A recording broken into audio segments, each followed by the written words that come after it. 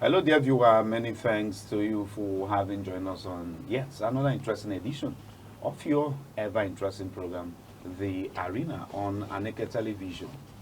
Thanks for joining us today. Yes, of course, this is the platform where we meet to take on burning topical issues and matters which affects us as a people in society, as we host guests and analysts who come to offer their thoughts and opinions on these issues and matters so that they could provide solutions on the way forward for us to engender a better society for every one of us. Because once the society becomes better, it becomes better for everyone. So thanks for joining us today on the arena. My name is Chris Anibuogo.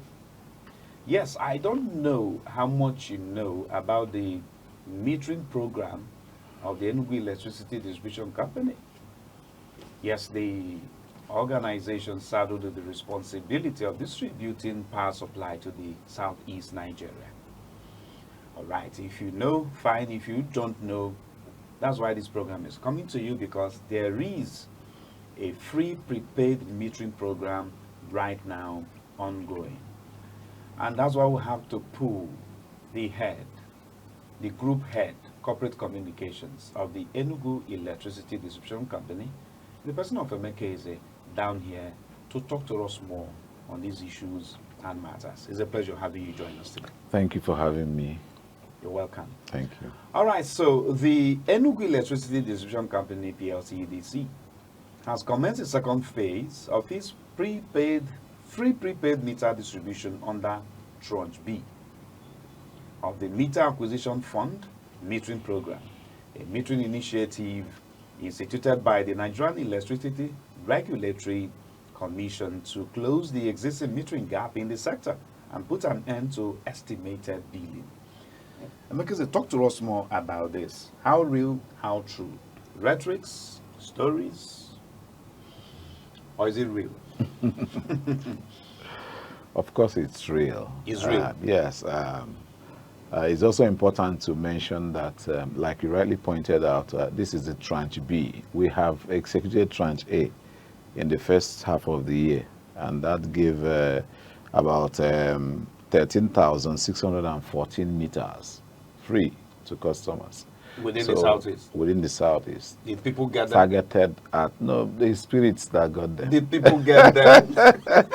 Now that we're talking about Tranche People B. got them. Go ahead, Yeah, go ahead. people got them. You know, the whole idea was born out of the review of tariff for Band A customers. These are customers that pay as high as 225 naira per kilowatt hour, inclusive of VAT. And some of them are not metered, and it was of great concern to them. And the regulator and the players now came up with this program, okay, to close the metering gap within the Band A feeders. It's a program that will also dovetail to other feeders, but we are kicking off with the Band A feeders, customers within the Band A, because of the peculiarity, the fact that they are paying more. They are paying as much as 255, per kilowatt hour. It's 209, 50 kobo. By the time you add the VAT, you will now give it the actual cost. And this program is targeted at closing the gap within the Band A feeder, so that all the customers within Band A will have meter and begin to manage their consumption. By the time we round up with the Band A customers, we'll now move on to Band B. So Tranche A, which gave us 13,614, has ended. We have just commenced Tranche B, which is giving us 13,335 meters. These are going to be deployed across the southeast, Band A feeders across the southeast. And it's also important to mention that those customers within our subsidiary company space are also going to benefit from it. So customers within main power space are also beneficiaries.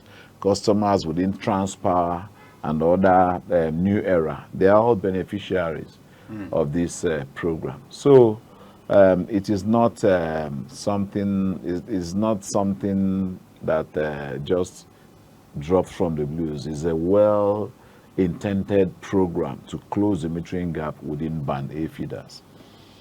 Okay, so the bottom line is that this free prepaid metering rollout is real. It is real. It's not It has stories. happened. It has happened. Tranche A was real. I mean, and it's also important for you to know that the regulator, that's NEC, is closely monitoring this program. Before now, database of customers within Band A feeders that are not meters has been spooled and submitted to the regulator. After the implementation, the regulator will also come and do some random check to ascertain whether these meters were truly deployed. They did it in the tranche A, and that goes to show the seriousness that they attach to this program. So customers are going to get these meters, and like we said, it's at no cost. That's very important. Yeah, it's at no cost. You're Very not meant to important. pay. All you need to do is to allow the installers to come and install the meter at your home. All right, so let's understand clearly how the modus operandi works. What is the process? Do the customer need to do anything? Any form of application necessary? Or you just stay at home and then you already have the data and then you know who your customer is? Yeah, you don't need to do anything, okay? The meter will come to you if you are the beneficiary. Remember, I said that data of customers within Band A has been spooled. It might not be 100%, which is why we had Tranche A and we're having Tranche B. If we don't close the gap, we might possibly use the Tranche C on the Band A feeders. So we already have this information. You are my customer. I know that you don't have meter. Now there's a program. I've penciled you down for metering. The meter will just come to your home. The highest that can happen is that they call you to notify you that they are coming. So once they get there, they connect the meter, and that is it. You don't pay for installation. You don't pay for the meter. And the one thing that we encourage our customers is to be, extra vigilant. Nobody should extort you on this very program because it is free, just like the word free. It is free just like the word free, even though not virtually everything is free in free time. You understand? Yes, of course. Just peradventure, maybe one or two bad eggs within your organization who may be involved in the process of installation may happen to want to make one or two demands from customers. What should the customer do? The customer should escalate that to the office, make a formal report, provide evidence. It's not enough to just say that somebody is extorting you. You have to substantiate that claim. Okay? In what form? Is he giving you account number? Are you transferring money to the person? These are things that we can use to, nip this in the bud. We are aware that some individuals might, toe that part. And we're also aware that sometimes it's the customers that also induce these guys. Okay? So we are saying no to extortion. We are saying no to inducement in whatever form. These guys are with your meter and the meter is free. Just cooperate with them, let them install the meter and move on. That's all. So if anybody is now trying to twist you, to extort you, you report. We have a whistleblowing line available that you can use to report. You can do a formal correspondence or mail to report and send us evidence or proof of what has happened. And we'll investigate and deal with whoever is involved. All right. That's how reassuring the statement and the information could be, because he actually released the statement from his office to the public. And today you are getting it direct from the mouth of the horse himself. So it's actually surprising that in this age and time, we're still dealing with estimated billing for customers. I'm okay, sir.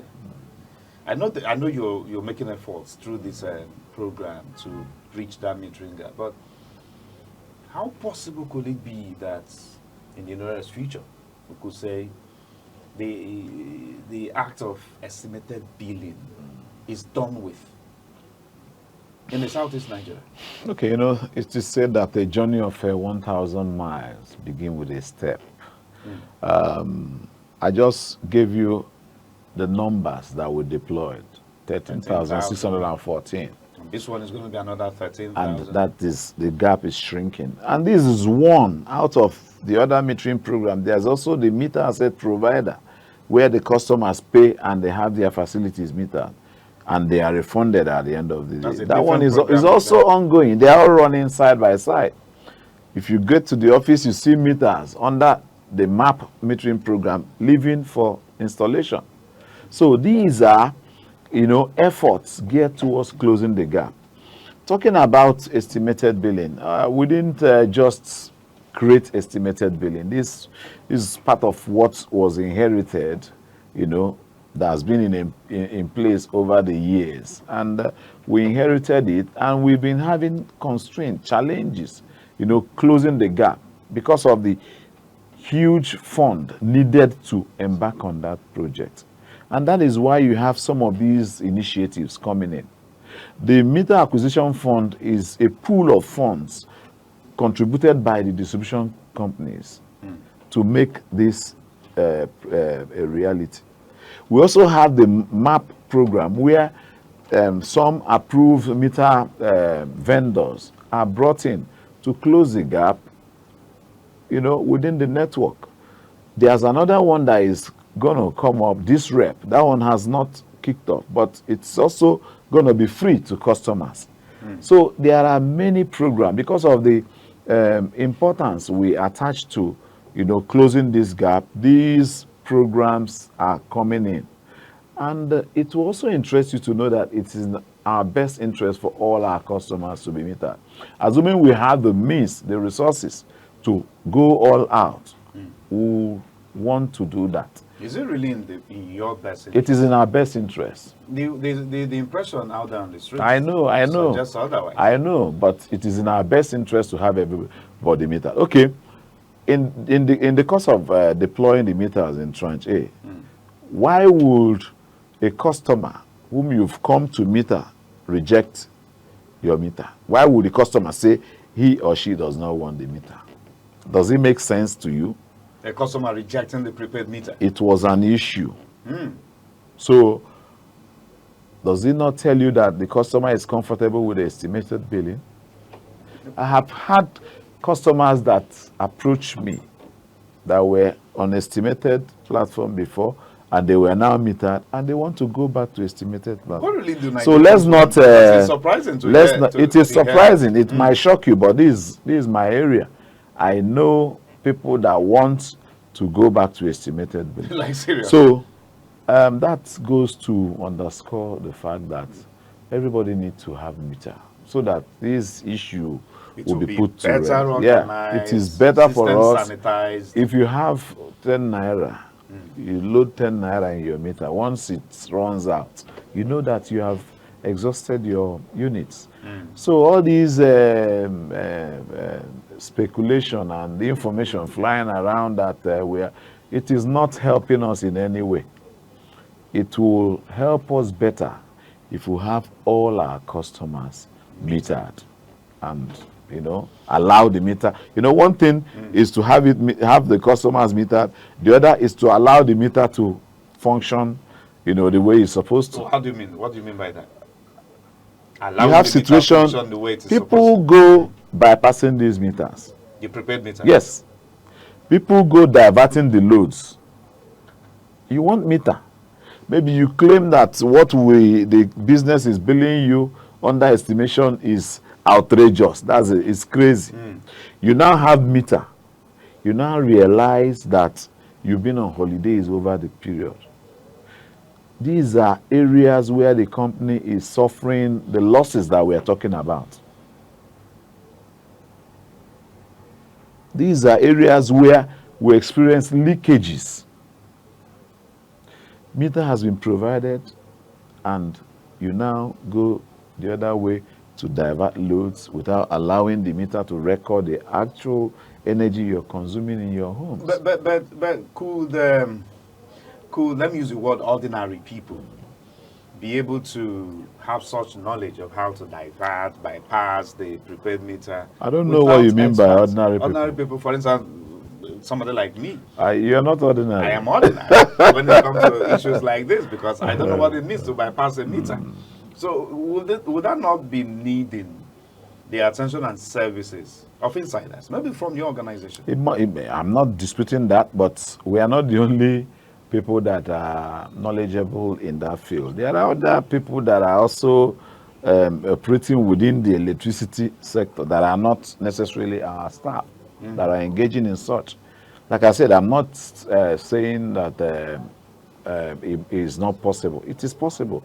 But would that staff just walk up to you? Are you not the one that will invite the staff to do it for you? It takes so it takes the two. So it's either you approach somebody to come and do it for you, or the person walks up to you with a proposal and you fall for it. So two of you are culpable.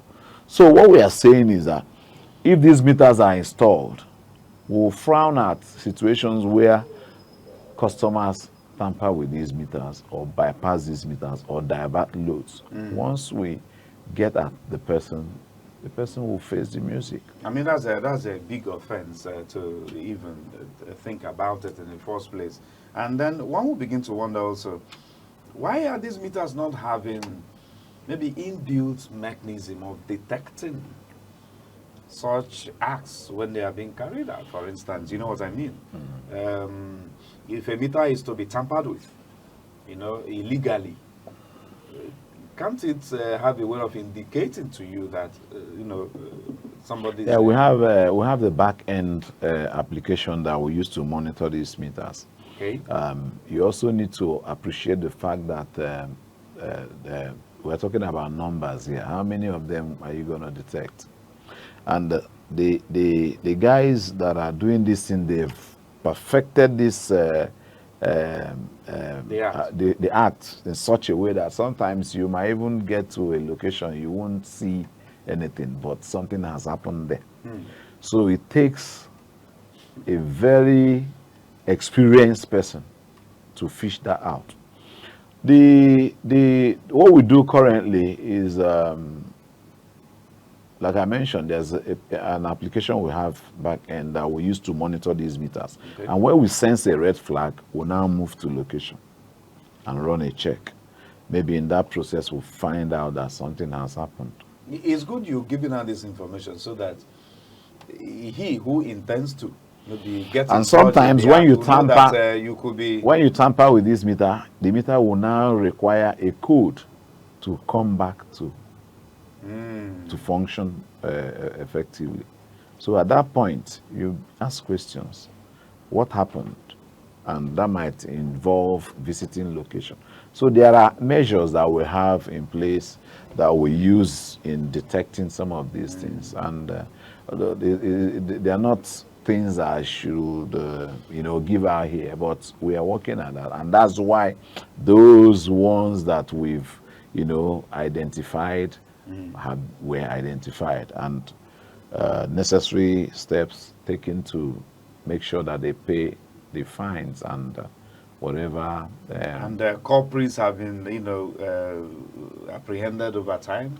On a daily basis. Oh, really?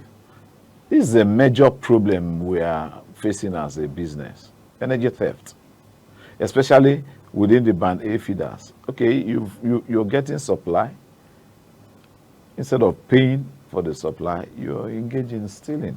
A lot of it is happening. You have hotels that are doing that. You have industries that are doing that. And that goes to show you the challenge, the problem that we are facing as an organization. So energy theft is highly prevalent around here, and is not something that anybody will be proud of.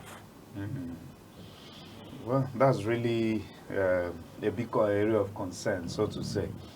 Okay, let's leave all of that now. Let's look at the other area of concern as well. We understand that the EDC is saddled with the responsibility of power distribution for the southeast zone. Yeah. But then, as things stands, with the new laws in Nigeria, states now are empowered to, begin to run, to operate their own, Markets. Enugu, for one, has initiated the move. We now have Mempa running Enugu. In Abia, a part of Abia is equally kind of privatized, if I'm right. Yeah, Not that's directly by about the power. state government, About but power. about About power. power. So I don't know, this free metering program, does it serve the people in Enugu who are no longer directly under you, even though we understand that these companies are subsidiary companies under the EEDC? Does the program cover this? Yeah, that's why I said earlier on. Customers within these subsidiary companies are also benefiting from it. Okay. They are going to be benefiting from it. Customers in Enugu, customers in Anambra, customers in Imo, Abia, and that's Umuahia and Ebonyi. They will all partake of it. Provided there's a band A feeder there. It's targeted at band A customers, and we have band A's in all of these places I mentioned. Yeah. So now talk to us about this banding. A lot of Nigerians, raise their eyebrows and frown at the fact that EDC has come to categorize Nigerians along the lines and path of the wealthy, the average, and the poor. So if you do not see yourself in band A, it simply means EDC is telling you you never belong yet. That's You are not still true. That's band. one So of you- those false information that But you know. it's there. Yeah, it's there, and that's why this platform is good for us to educate our customers. So talk to us Let about me that banding. let me also shock you. The service, we call it service bands. Okay. Okay, and it was introduced 2020. It wasn't something that was just introduced. The only thing that brought it to the fore was introduction of the removal of subsidy for band A customers, which shut up the tariff. That was what made it look like it was just introduced. Okay. It's been there since 2020. And this is an initiative of the regulator following engagements that they had with customers. Okay? Usually there's what we call minor review of tariff. It's supposed to be happening maybe every 6 months. You do minor review depending on the development within the economic realities that are used in working out the tariff. You have the exchange rate, you have the inflation rate, you have other factors that are considered in designing the tariff. So if there are changes, significant changes in those indices, it calls for minor review. For instance, if the dollar drops today, 100 naira to $1, definitely there will be a review of the tariff. Downward review. Downward review. And if the dollar gets to 3,000 naira per dollar, Let me say, God forbid. God forbid, I agree with you, there will be a review because these are businesses that depend on foreign exchange to run. Except if you now want the sector to, close shop. But I don't think anybody wants that. So these are things that happen. During that engagement, customers aired their views. Some were saying, let the supply improve before the review comes in. Some were saying there shouldn't even be review and all that. And some were saying they don't get as much power as those in particular area. They were making references. So the regulator now went back and came up with this program called service-based tariff. You have band A, band B, band C, band D, band E. The tariffs are different. Before the increase of the tariff for band A, they were paying 70 naira per kilowatt hour, which was the highest at that time. The band B was paying, I think, about 60 something naira. Down the line is gradated down. And upon removal of subsidy by federal government, there was no hiding place for customers in band A other than to pay the the real cost of electricity, which is 209. That's 209 naira. 200 naira per kilowatt hour. And that was how the whole thing grew up, as though we just introduced it. And he said EEDs introduced. We didn't introduce it. It's a regulator that came up with this program. That's NEC. NEC. It is their initiative. We are only to comply, like other distribution companies in the country as well. Everybody is complying. Okay? So, for customers within Band A, you're expected to get minimum of 20 hours. You can get as much as 24 hours, but minimum 20 hours. Band B will get minimum of 16 hours. You can get up to 20 hours, but minimum 16. Band C will get minimum of 12 hours. You can get as much as 16 hours, but minimum 12 hours. Likewise, Band D, minimum of 8 hours. You can get as much as 12, but minimum 8. Band E is 4 hours. They can get as much as 8, but minimum 4.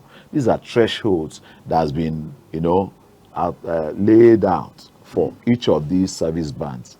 And like I said, what the Band A person is paying is not the same with what Band D or E is paying. So your payment is a function of the service quality you're receiving, which to my own mind is a fair arrangement. But people always find a way to mess up an initiative just because of some personal concerns. I know how much I used to spend on buying fuel to run my generator. I don't know whether the generator is still okay, because I now have 24/7 supply. All I do is manage, regulate, ensure that there are no wastages. That's just the only way to go. Okay? If my unit finishes and I don't have money to recharge, I'll wait until when I recharge and I'll begin to use. So that cost expense line to buy fuel, the noise pollution, the maintenance man that will come to service the generator, so that expense line is closed. I can channel that cost to loading my meter. So that's what every other person should do. At least there's sanity around the whole place. You have supply, so you have to pay for it. Electricity is not cheap. If you run your check around other, maybe West African countries, other places, check how much they pay per kilowatt of electricity. So, in my mind, the service-based tariff was not targeted at anybody, and is not targeted at a class. It comes to areas you have Band A. Some people say it's industrial areas. You come to some industrial areas, they are not even in Band A. So it's a mix of. So what really qualifies a customer, to fall within? If you're feeder, we have feeder that radiates energy to areas. You have presidential feeder. I think this your area, you're under prisons feeder or something. So the feeder is what pushes electricity from the transmission end to areas. You might have about 150 transformers connecting to a feeder. So if you happen to be within those 150 transformers connected to a feeder that is Band A, automatically you're a Band A customer, because the supply you will be enjoying is Band A supply, which is minimum of 20 hours, except if your transformer develops problem, which is a local fault. The feeder will be pushing out the 20 hours, but because of the local fault you're experiencing within your area, you won't have supply. We get those complaints from our customers, and that's why we encourage them to always call our attention to that, because you're paying premium. There's no reason for your substation, that's your transformer, to be out for a long time. So once there's issue, you call, and we have dedicated team that are responding to these Band A customers. It will also interest you to know that the regulator is monitoring the availability of these bands. So you're living within a band A feeder area, I'm expected to give you minimum of 20 hours. If I'm not living up to that threshold, the regulator will come after me. Sometimes you find that feeders are downgraded, or customers are compensated. There are measures to ensure that we comply to this thing and that customers are not shortchanged. So these are some of the things that are happening. The service band is not targeted at any class or any individual. There are people that can't afford band A that are living within band A. There are people that can afford band A that are living within band D. So it's not since this thing has started, part of the whole idea is for the distribution company to also invest in its network. We've had cases where we've migrated customers from a lower band to upper band. You have people that were in band B or C, migrated to band A. You see them complaining. I used to spend 5 naira to recharge and I get so units. Now, if I put it, it vanishes. Your tariff has changed because you've been migrated to a higher band. And the consent of the customer is not the whole idea. The regulator gives approval. The whole idea is for everybody to enjoy band A service. Okay. That's the final bus stop. That's where we are all headed. If we have the means to invest in our network and migrate all our customers to band A, that is the target. Everybody has right to enjoy band A service. Minimum of 20 hours Minimum per of 20 supply hours. a day. Okay, you heard it. It's not as a result of social stratification. They are not trying to, categorize the society on basis of strata, okay? But then it's as a result of necessity. And you've heard it from the mouth of the horse himself again, Emeka, who has told you that their target is to ensure that everybody gets minimum of 20 hours per supply a day. And that automatically means if you are in band E, band D, band C or D, get ready to join the band A any moment. Do you get it? All right. So we'll be going on a short break. And when we return, we'll be moving away from this metering program and the distribution of free prepaid meters to the public. We might want to look at some other issues, developments that has to do with power distribution in the southeast Nigeria. So stay with us, don't go away. The Arena with Chris and Ibogo is the platform where we meet to take critical analysis of burning and topical issues and matters in the society as to proper solutions on making the society better. You came into office, you locked the door to everybody. Nobody can even access you. You don't even play the politics. Month in, month out, year in, year out. So where is the money going to?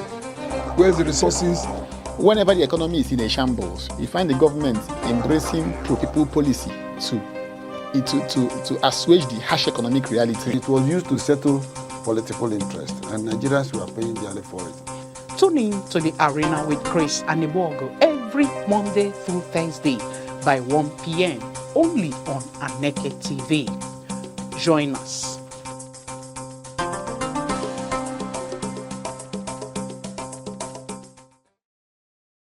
Okay, dear viewer, good to return with you to the show. It is the Arena coming to you on Aneke TV, the best platform that you should be on any day, anytime, on YouTube, on Instagram, on Facebook, even on X. Where are we not? On Instagram, we are there. So always join us there so that you get better informed, entertained, and of course educated. Yes, today we are looking at metering program and free prepaid meter rollout in the southeast Nigeria by the EEDC. If you belong to band A, make sure that you are not skipped, because he has just told us that their plan and target is to make sure that every customer on band A receives free prepaid meter. So you don't need to pay for it. Be careful so that nobody is going to actually, what's the word? Take advantage. Take advantage of your position. So be aware. That's one of the purposes of this program coming to you now, so that you will know exactly what the program is all about. Okay? We must have to give it to the EDC as a matter of fact. You understand? Because I understand even some persons who've gone through the process of paying for procurement of meter. It's not been an easy thing at all. You made to apply, you pay this, you upload your slip, and then you go forward this. That's and under you the sit back under and the wait. meter asset provider. You go back, wait for it to come Because to your you know, turn. because and the those customer rigorous because the processes. customer is going to pay for the meter. That's why the customer has to apply. If it's free, you don't need to apply. But because you're going to pay, you need to initiate the process by filling the form. And we've tried to, remove human interference in the process. You just log on to our website, fill up the form, input a mobile phone number, maybe your mobile phone number. Once you submit that form, an application ID will be sent to your phone, which you will use to track your application from that same website. So you don't need to go to anybody or visit anywhere. You keep tracking it until when the demand note is generated, it will be there. You download it and you go and pay. Once payment is made, 10 working days after payment is made, you get your meter installed. So some people will go and use the wrong route and they experience difficulties. Let's use the appropriate street word, express. Okay. Express. So and they now run into problem.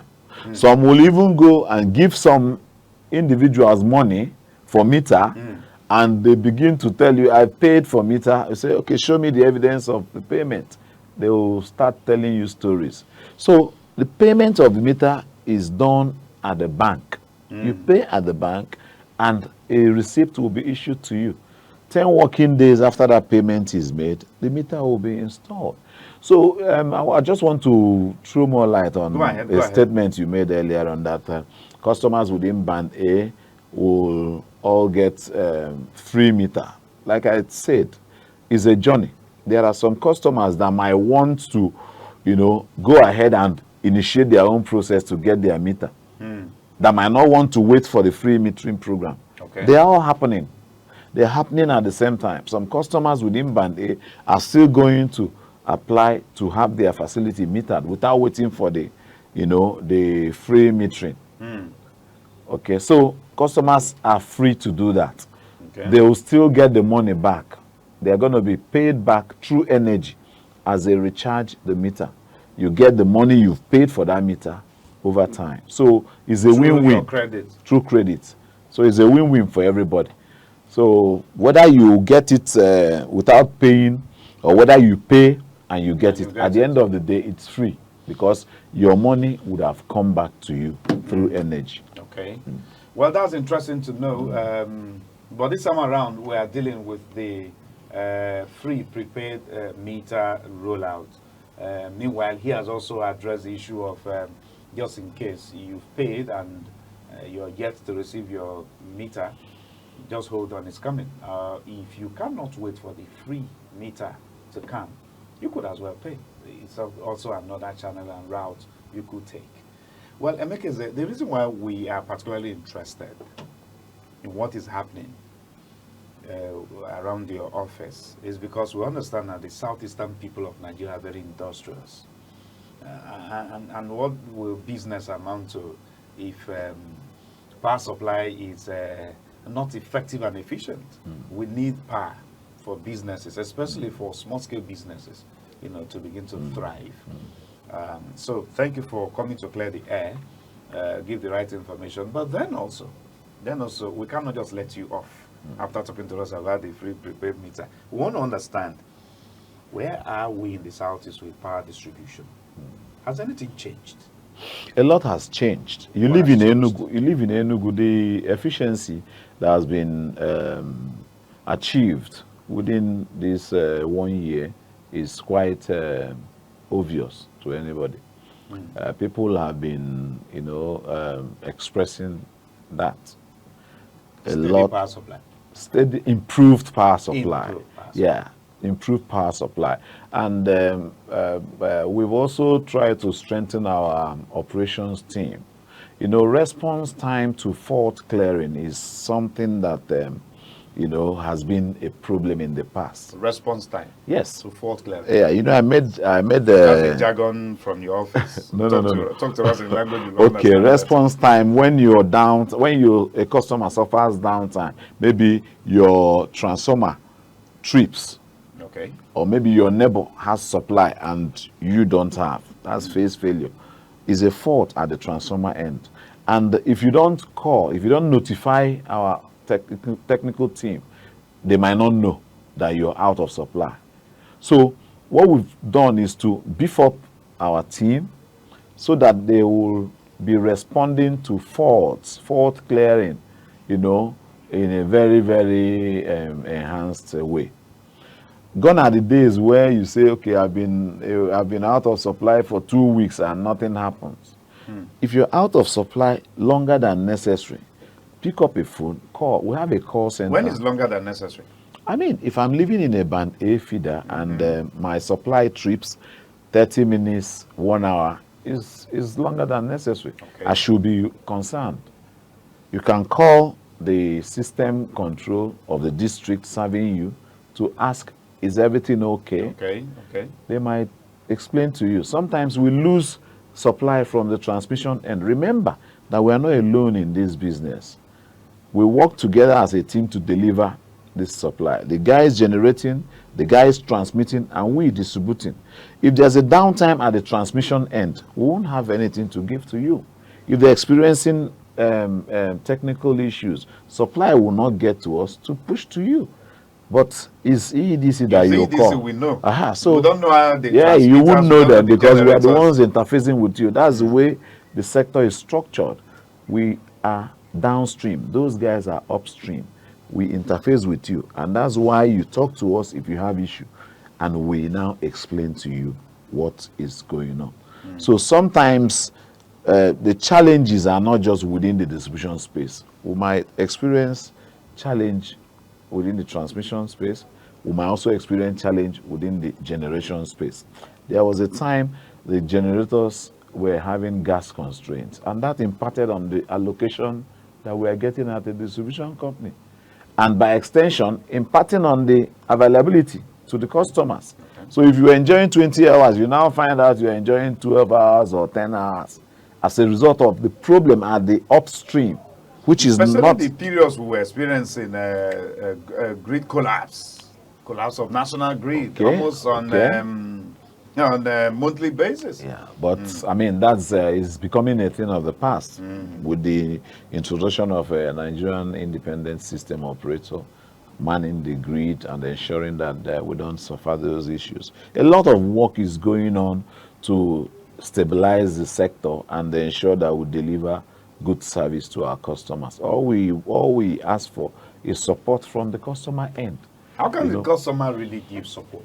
You give support by paying your bills. You give support by not shortchanging the business, undermining the activities. Okay, I just gave an example that effort is being made to provide meter for you, and instead of allowing the meter to record your consumption, you go and divert load. You're undermining the effort we are making. So that money that is supposed to come back on that meter is not coming back. They are going as losses. Okay?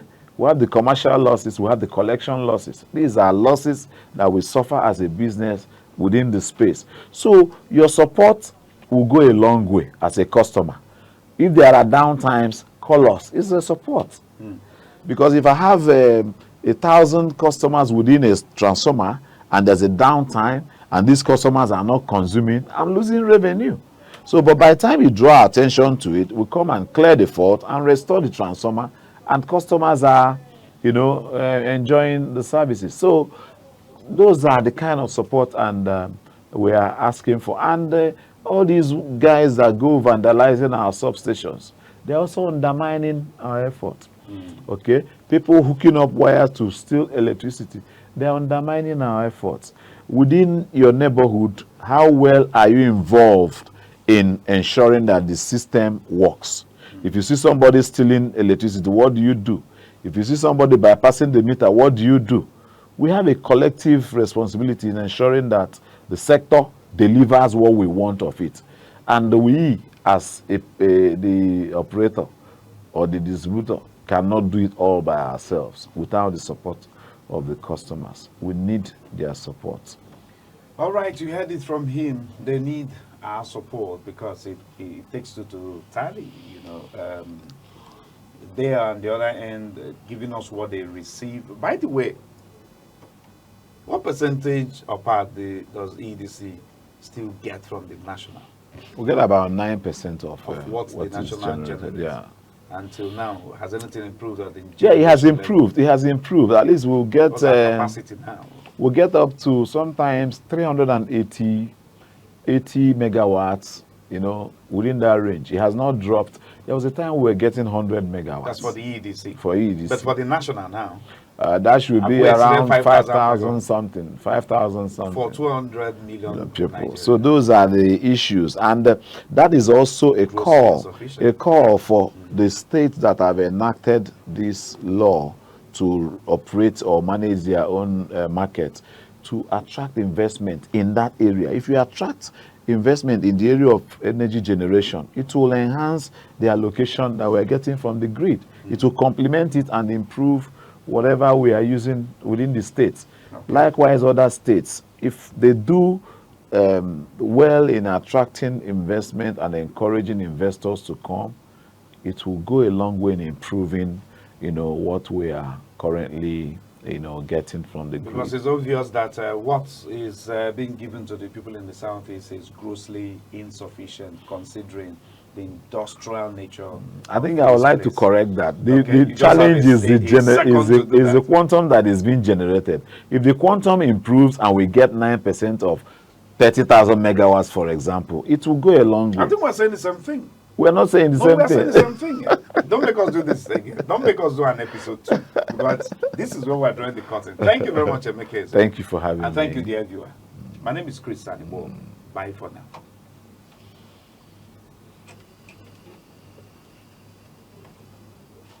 Assuage the harsh economic reality. It was used to settle political interest, and Nigerians were paying dearly for it. Tune in to the Arena with Chris and Ibogo every Monday through Thursday by 1 p.m. only on Aneke TV.